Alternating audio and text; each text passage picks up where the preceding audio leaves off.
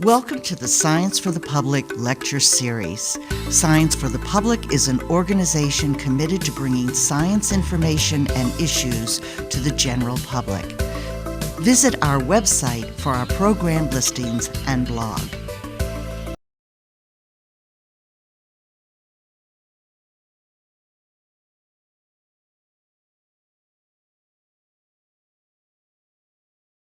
Good evening. I'm Yvonne Stapp for Science for the Public, and I welcome you to Contemporary Science Issues and Innovations. Tonight, we take up one of the most serious issues of our time, climate change. And to explain the global ramifications and the need for global policy, we're very pleased to have Henrik Selin, an authority on global policy pertaining to environment and sustainable development. Dr. Selin is an associate professor of international relations and the director of curricular innovation and initiatives at the Pardee School of Global Studies at Boston University. He's also faculty coordinator for the International Relations and Environmental Policy program there and a core faculty member of the Center for Energy and Environmental Studies, and a fellow with the Pardee Center for the Study of Longer Range Future at Boston University. Henrik Selin is the author and co-editor of several major books on global issues of environment and climate change, along with many professional articles. He's also written numerous articles for the general public on the need for a global policy to deal with climate change, and these are available on our website. We're especially grateful for the opportunity tonight to get his views on the climate issue and to learn from him what the public can do. Welcome, Dr. Selin. Thank you very much. And I'd like to start by asking if you could give us some background on the recent Paris Agreement conference. Of course. So I think you're absolutely right that climate change is one of our sort of defining topics right now, and sort of it says a lot about our collective ability to deal with major issues, the way we deal or don't deal with climate change. So the major meeting here in Paris in last December was also referred to as COP21, which is the 21st conference of the parties. What that means is that the very, very first global agreement around climate change was adopted in 1992. And since 1994, countries have met about once a year to seek to further develop policy around reducing greenhouse gas emissions, dealing with climate change adaptation, and so forth. So the Paris meeting was the 21st annual meeting of that process. So they've got the routine down now. They have, yes. Okay. And it seems like they mostly have the routine down to disagree rather than agree, right. But yes. Well, does that have anything to do with the number of countries involved? How many is it that are involved in that? So right now there are over 195 countries, plus the European Union as a separate entity that attends these meetings. So every single member state of the United Nations, all 193 UN members, are part of this process. Okay, and the object is to come up with an agreement to implement some kind of a policy to get rid of the CO2. Is that the idea? Yes. Can you give us, well, how difficult is it to do that? Well, so all countries emit greenhouse gas emissions. So that means that all countries need to be at the table. Now, admittedly, some countries are much more politically important than others, and some countries emit much more greenhouse gas emission than others. But it's still important to sort of ensure that everyone have a seat at the table. Mm-hmm. And I would say this is especially important for the medium-sized and the smaller countries. The large countries always have a seat at the table, whether that is the G8 or the G20 or any of the other forums, they're always there. So one of the advantages of this sort of inclusive process is that it does allow small island states, small developing countries that don't always have a voice to be at the table. I think it's also important to bring everyone at the table because many of the countries that are the least powerful are also the ones that are going to suffer the most from climate change. Going underwater already. Small island states, Exactly. countries relying heavily on agriculture in already Yes. dry areas Right. are going to see worsening weather events, more Right. extreme droughts, extreme downpours, and so forth. So this is an opportunity for the vulnerable to at least try to have a say. Exactly. What's the state of things now then at the end of that meeting? I guess they go back to sign an agreement later. Right. It's like, okay, Yes. where are we? So the main purpose of the meeting in Paris was to try to come up with a new agreement that will take effect in 2020, and then hopefully lay out a plan for what countries are going to do between 2020 and 2030. So we did do that. So that was achieved. But there have also been a fair amount of criticism of the Paris Agreement, that it's not stringent enough, that it's not doing what is necessary. So after the agreement was adopted and the text became publicly available, you've heard both supporters and critics of the agreement. Exactly. I remember Jim Hanson's kind of almost irritability about it, but it's hard to imagine this many countries being able to sit down and work almost anything out, I suppose. From your expert perspective, what did you think? Would you have said, well, that's successful, or it's... In a sense, the Paris Agreement achieved more than I had feared. But that was largely because my expectations were extremely low. Because over the last 21 years, we have not gotten very far. Right. In fact, if you look at that very first agreement from 1992 that I mentioned, and the most recent agreement from 2015, there I would argue there is actually not a lot of movement. Okay. Right. And I would also argue that many of the most important things are actually left outside of the agreement. Right? So the purpose for one of these agreements is to sort of create a common platform. It's sort of a common roadmap where you set out a common goal. And they did that. So previously we have talked about trying to limit average global temperature increases to 2 degrees Celsius. We reconfirmed that and actually even strengthened that and says we're going to work towards a 1.5 degree increase instead. The agreement also talked more about adaptation. It talked more about the needs of developing countries. It talked about what is known as loss and damage, about sort of how to think about possible compensation for countries that have really not contributed to the problem but are now suffering the consequences. So there were some good things in it. But really, all of the core parts were left outside. So anything that has anything to do what countries actually pledges to do, their commitments are outside of the agreement in terms of what they're going to do to reduce greenhouse gas emissions. That is what is known as nationally determined contributions. So countries formulate them themselves. There is really no negotiation. They decide entirely what they want to do. And then that is sort of left outside of the agreement. Okay. Similarly, the agreement talks a lot about funding. There's a goal that we're going to generate $1 billion a year by 2020 for climate change mitigation and adaptation with a focus on helping developing countries.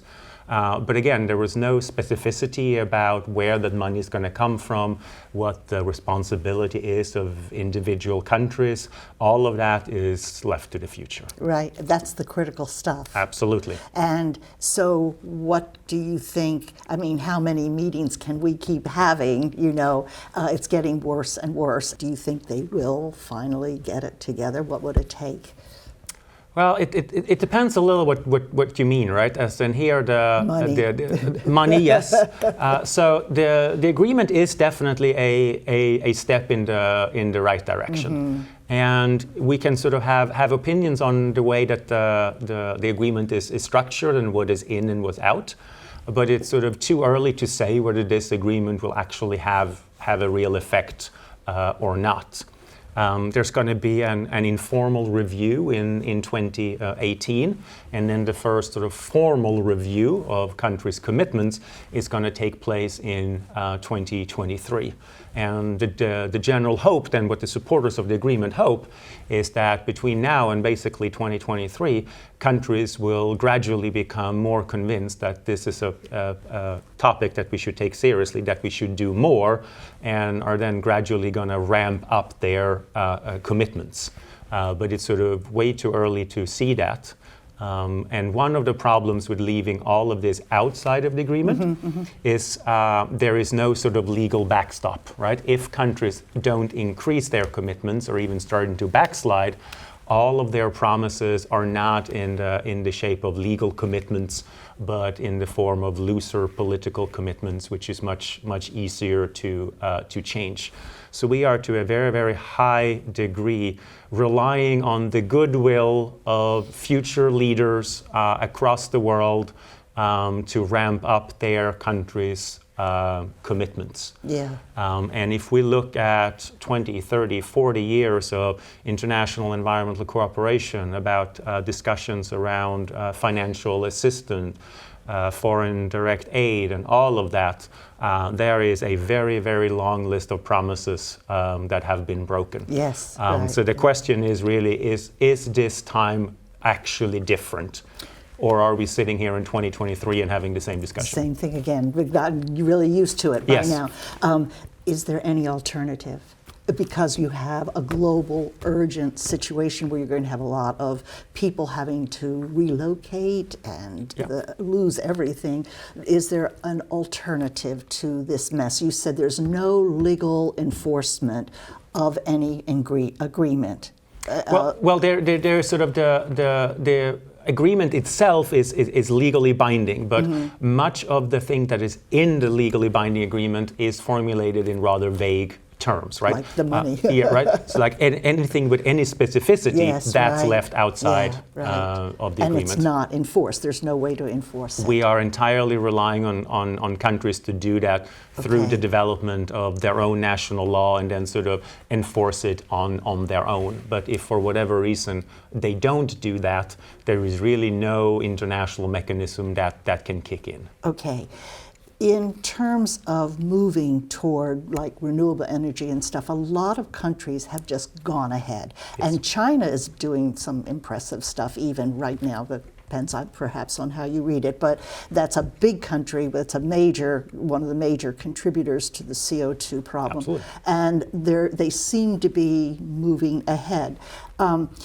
Can you be effective on the individual basis like this if you can't get a group together? Do you see what I mean? Like yes. you have a European bloc of nations very committed and so on. No, I mean, I am one of those that are sort of generally supportive of global and environmental agreement and who think that the legal strategy is generally the preferable one. But going into Paris, it's clear that the option was not either to have a very strong legally binding agreement or a weak legally binding agreement.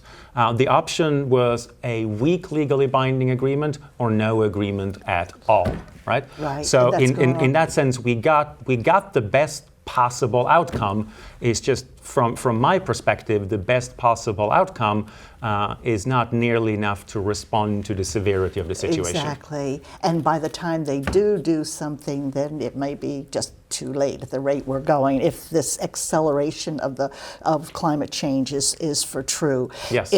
Is there, in terms of the Paris conference, then there go back for an agreement in April, is that correct? Yeah. But that too, you're signing things, but it doesn't really, it's not enforced. No, I mean, that's just sort of a big ceremony, really, right? We're just gonna, so what we did in Paris is that we adopted an agreement, but that was only in English. So what we have been doing now, we have sort of translating it into the other official UN languages. So there's a French version and a Chinese version and so forth, right?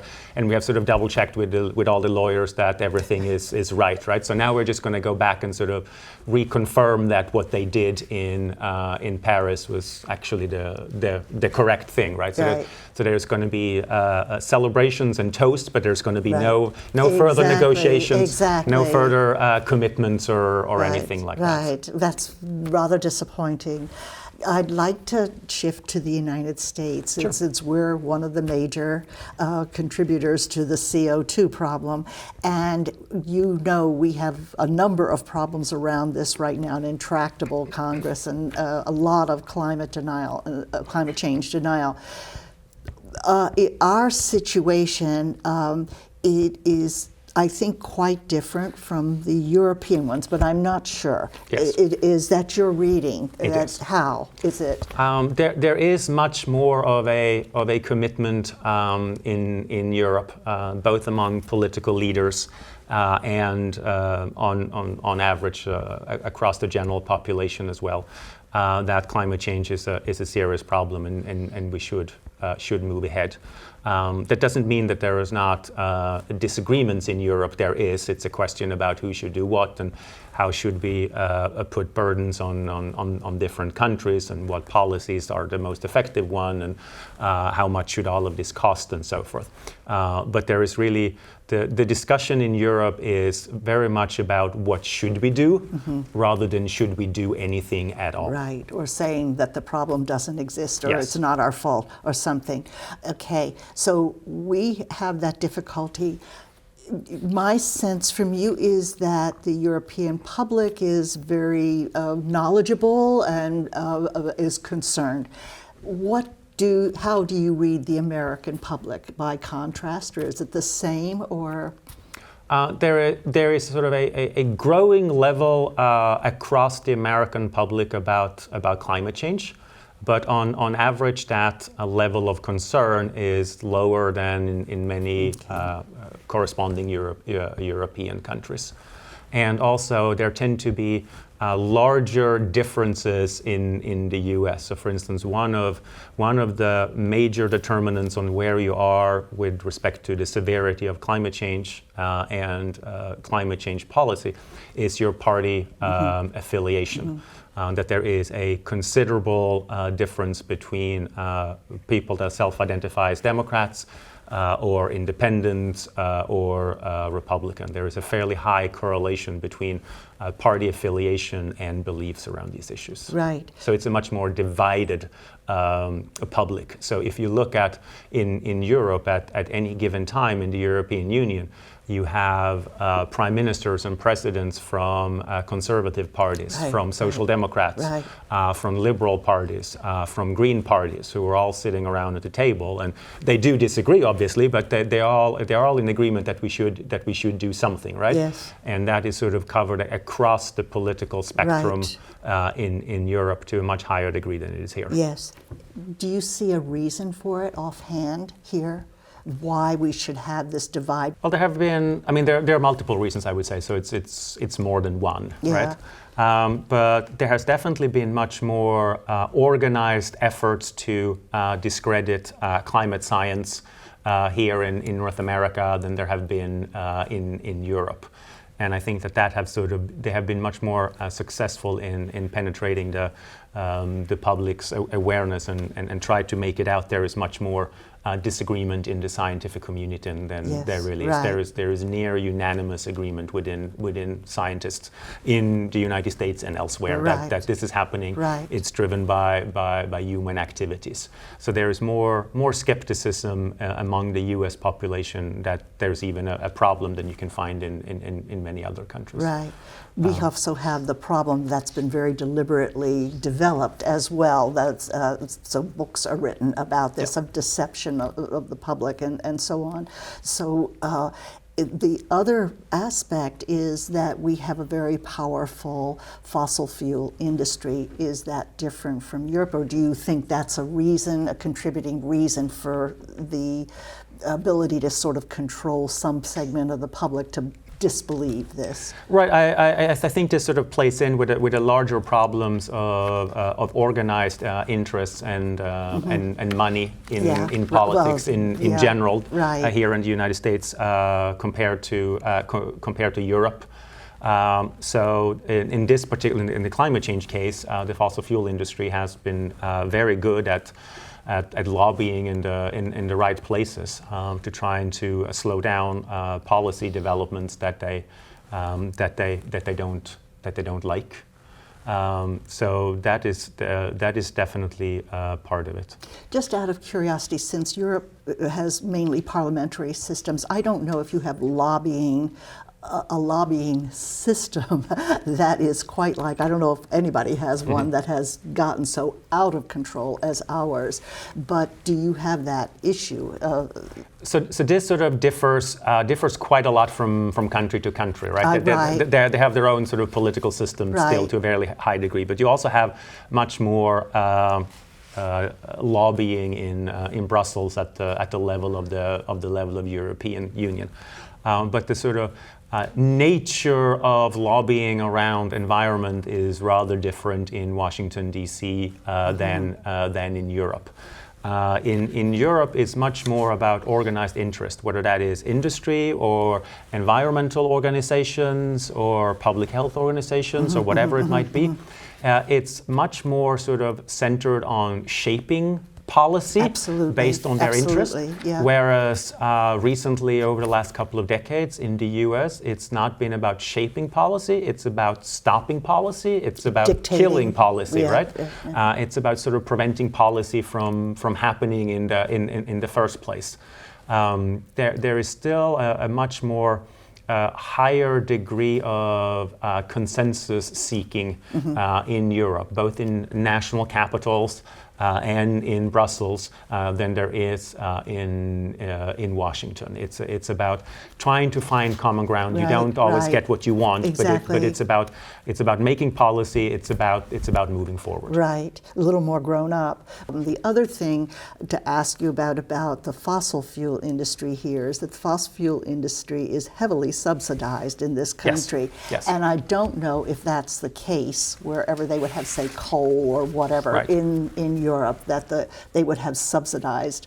Well, so I mean, so fossil fuel industries, going back to sort of the global perspective for a brief moment here. So globally, fossil fuel subsidies is a really big issue, right? So if you really wanted to shift things on a global scale, then shifting the whole subsidies infrastructure would be a very useful place to start. But there's, of course, very entrenched interest here.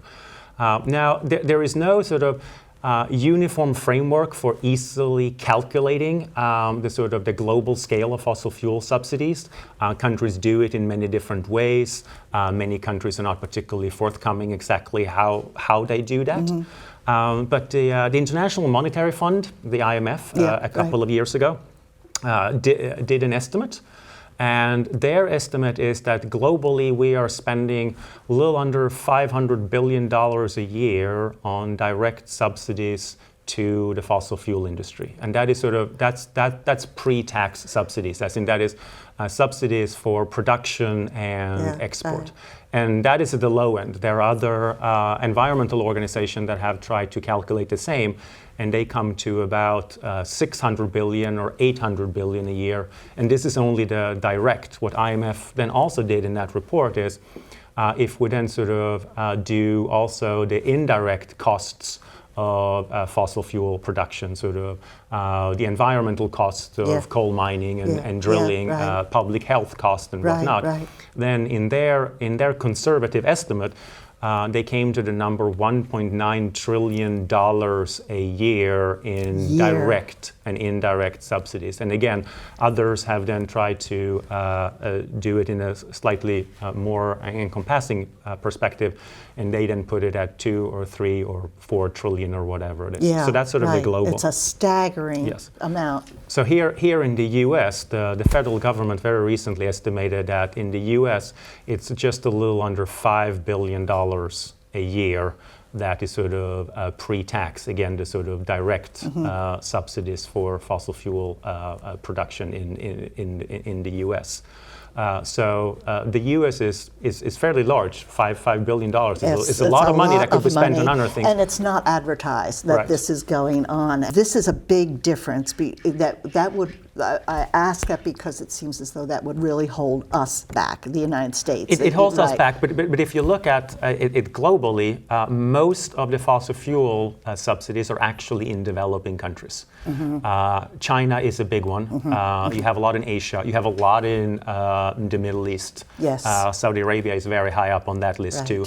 You find it in South America and Europe as well. So this is really a global problem. So the United States is again, $5 billion is a lot of money, but if you do the conservative estimate globally, it's still only 1/100th of what is sort of spent globally. Yes.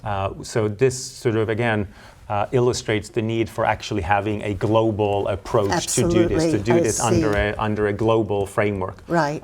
Because the G20, the 20 largest economies that meet ever so often, including the United States and China, met in 2009 and pledged that they would start phasing out fossil fuel subsidies. And that was 7 years ago now. And we have seen very little. In fact, fossil fuel subsidies have actually gone up in a number of countries since 2009.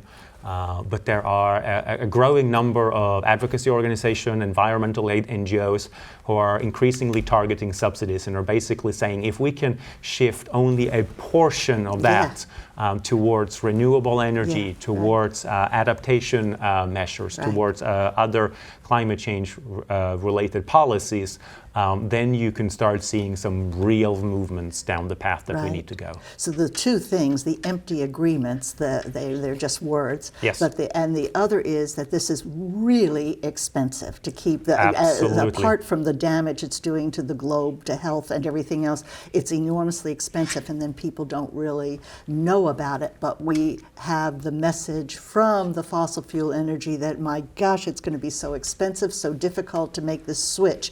And so it's a kind of a vested interest absolutely. Message. And in order for the United States to sort of go forward, the president put out the Clean Energy Act, and the Supreme Court is sort of holding things up there. Can you give us a little background on this and tell us what the implications are? Sure. So the president and the EPA are doing this in large part because Congress have not passed any climate change related legislation.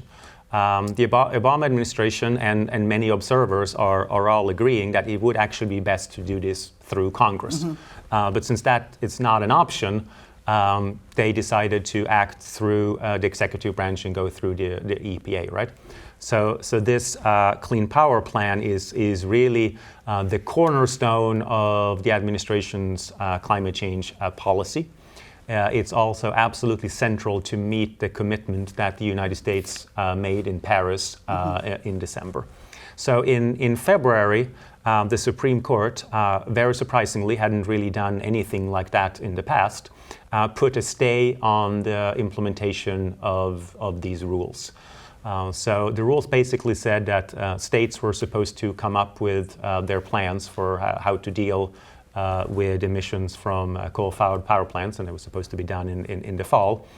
And then a small majority of states, together with the fossil fuel industry, acted through the legal system and basically asked the Supreme Court to put a stay on the rule and say it needs to be reviewed before we can move forward. So what will happen next is that in June, a federal appeals court in Washington, D.C. Will have oral hearings around this. Both the states that wants to kill the plan will make their case, and the administration, with the backing of a small minority of states, not a small minority. So I think it was 26 or 27 states who were in favor of the stay, and then you had a little under 20 states who sided with the administration. So again, this is sort of an indication of how split the country is. Like roughly half of the states thought that this was a good idea, roughly half of the states thought it was a bad idea. So we'll see what happens during those oral hearings, and then the Federal Appeals Court will rule. That probably won't happen sometimes in the fall. No matter what happens, it's almost certain that it will be appealed, and if up to the Supreme Court. And if the Supreme Court then decides to pick that up, probably the earliest we can do the oral hearings there would be in the spring, and then probably the earliest you can get any ruling from the Supreme Court would be in the summer of 2017. So we are talking about 15 months from now or something. Exactly, after the election, yes. everything else.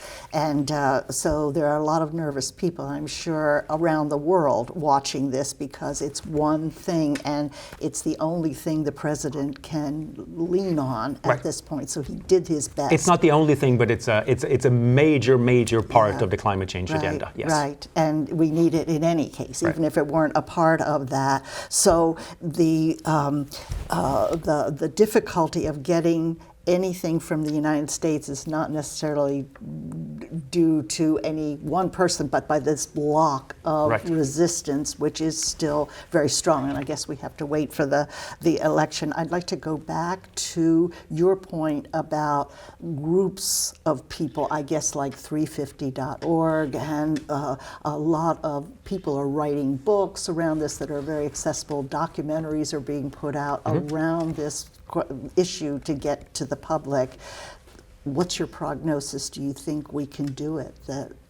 Well, I mean, there are. If we sort of quickly go back to the polling data, I think that there are some positive news for those of us who think that the United States should do more in this area, and that is that we are starting to see an uptick in support among Democrats, but also independents. So there is now in a number of polls a small majority that are in favor of doing more. Slightly bad news in these polls, though, is that a lot of people that want to do more are really not willing to pay a lot of money in order to do that. Mm-hmm. So once you start asking people, do you want to do something, you have more and more people saying, yes, I think that would be a good idea. But if you're then starting to put a number on it, right, if this is increasing cost for fuel, or sort of in the short term there's a cost that comes with this, do you still want to do it? Then you see a relatively sharp drop in support. Like if the price of gasoline goes up or something yes. like that, yes. But on the other hand, if you could address through these groups the issue of these subsidies, which are robbing us blind, and we could be putting yes. that money into this development. Yes. That seems to me that that's a duty of these groups like 350.org. Well, they do this. Right. But yeah, you can argue that. Right. So it can move things in a different direction. But if all things were good, do you think that the public could get this resistance out of the way? I think so. Another sort of positive part of the polling data is that you're starting to see real differences across ages. Yes. And you're starting to see more support. There's decidedly more support for climate change action among younger voters than there is among middle-aged or older voters. And to me, this is a slight parallel to the discussion around marriage equality and gay marriage.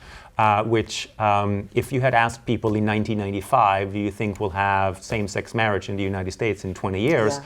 I think the vast majority of people would have said, no, absolutely not. Right. And a lot of that was a shift, a generational shift.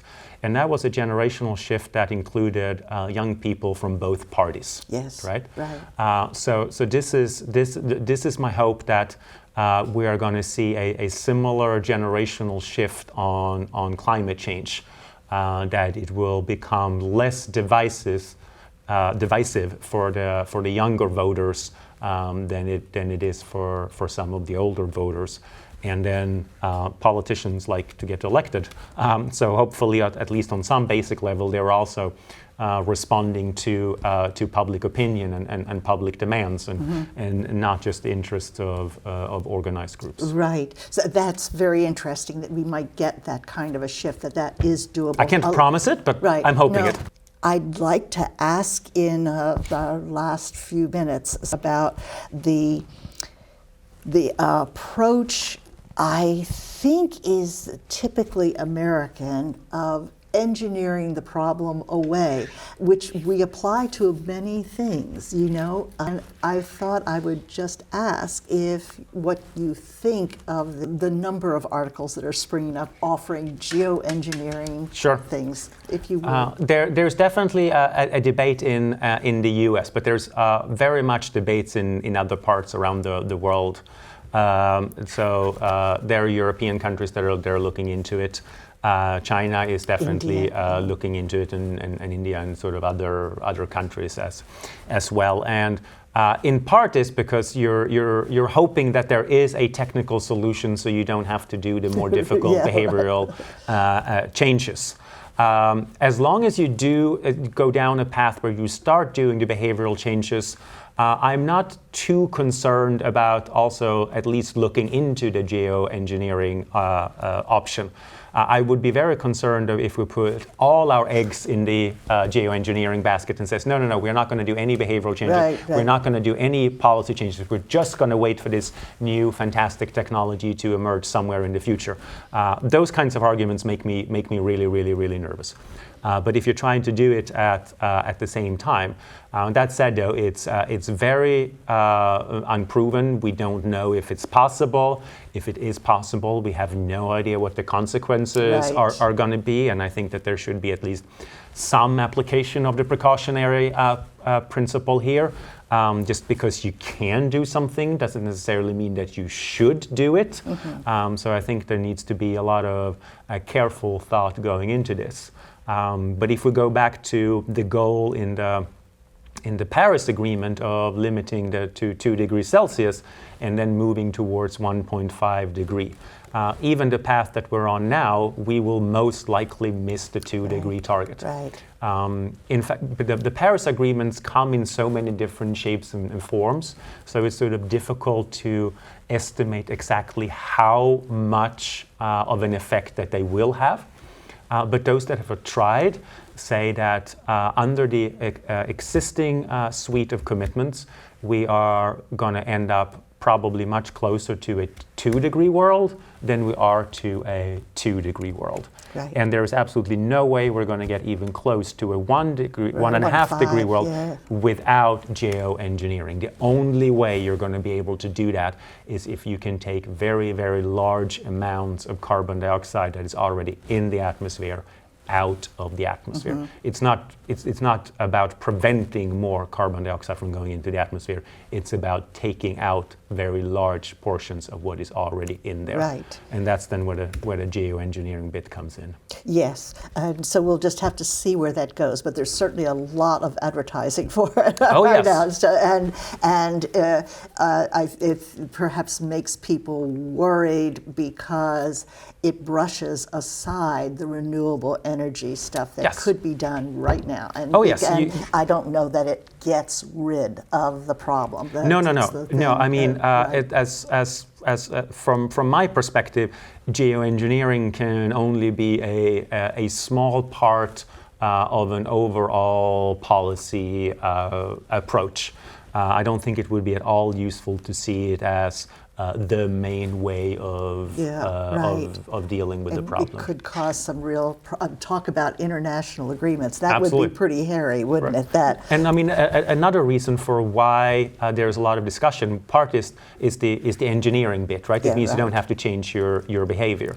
The other is also that whoever cracks this particular nut stand to gain a lot of money. Right? And there's a lot of money invested there in is it. a lot of money invested Yes, in it, right? So if it's not only we don't have to do so much, but those that would be at the forefront of this also stand to make a lot of money. And then we're back with the oligarchy all over again, with the same kind of control over. There's a risk stuff. if you don't manage issues with how to deal with patents and how to deal with access to new technology. And how you sort of share that technology across countries. Right. Because if we develop this technology, it's not likely to come out of the poorest and most vulnerable countries. And what does that mean then sort of for global cooperation about issues about equity and fairness and all of that? Exactly. Then also, realistically, how much time do we really have? We keep having these meetings, and you're saying we're 20, 23, where it goes on and on into the future. But every year, the announcement out of NOAA and so on they're rather dire. If sort of a lot of the best estimate is that if we're going to have any chance of coming close to the 2-degree target, then global greenhouse emissions would have to peak somewhere between 5 and 10 years from now. And that seems very unlikely. Right.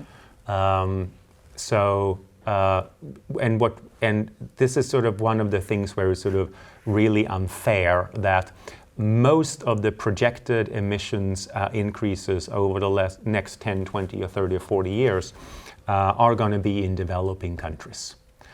So when I say that global emissions have to peak, they obviously have to peak in North America, and they also have to peak in Europe and China and elsewhere, right?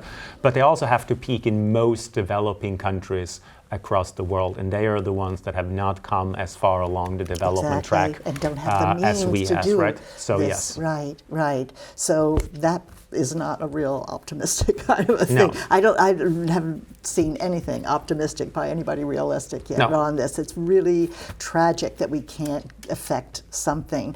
And finally, what can the public do in your mind? Is there a need for the public to get behind this and demand? And absolutely. And I fear we might have sounded a little pessimistic here, and for good reasons. But at this end, there's also this sense that climate change is such a ginormous and complex issue, and there's nothing that I can't do as an individual. And I think that is fundamentally wrong. There is a number of things that you can do as a concerned individual. I would sort of encourage anyone to start looking at that yourself. So where are you with if you're lucky enough to be a homeowner? Have you done what you can with respect to energy efficiency? Do you have enough insulation? Do you have the right windows? Have you taken basic conservation measures? If you're even lucky enough to own a house, have you looked into possibilities of putting solar panels on your roof? Which is quite a move now. Yeah. Have you critically examined your transportation options, your consumption habits, not least food consumption? One major driver of greenhouse gas emissions, carbon dioxide and methane, is beef production. Yeah. It's about meat production. And now everybody wants meat. And everyone wants meat, right? But there's also things that you can do collectively. There is a lot of focus on sort of a bottom-up approach. You can join local community organizations that are working with local mayors to think about climate change mitigation and adaptation in your own communities. You can ask questions of politicians. You can vote for politicians who support your opinions on climate change. So I am actually sort of fairly optimistic on the end that there is a lot of things that people can do if they want to do it. Now I think a big push for everyone who wants to see more is trying to convince more people that they should do them, right? But once there is a willingness, I think there is an ability to do a fairly large number of things, probably more things than people actually realize. Okay, so you're saying that even at the local or individual level, you can have some effect, and then maybe you'd scale up and go after absolutely, because the we real have damage. we sort of through the now 25 years of global negotiations, right? It's clear that we are not going to solve this from a top-down perspective, right? Hope so we can get that global legal framework in place, set the common rules of the game, chart out the sort of common path which we can go down. But the actual work will have to be at a local and national level. That's where the real action is going to take place, and that's going to involve people like you and me. Well, I hope we could pull something off, because we need to do something rather urgently. Yes. And I wonder if there's any time in history where you need just the whole mass of people on the globe to get behind a movement. Dr. Selin, thank you ever so much for giving us all this wonderful information. Thank you for inviting me. It was my pleasure. Okay. Thanks.